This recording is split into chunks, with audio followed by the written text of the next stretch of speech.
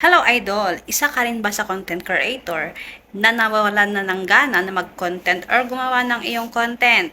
Sino nga ba kakaroon ng lakas ng loob na mag-content kung ang iyong followers naman ay kakaunti at yung kapitbahay or kamag-anak mo ay hindi man lang nilalike ang iyong post?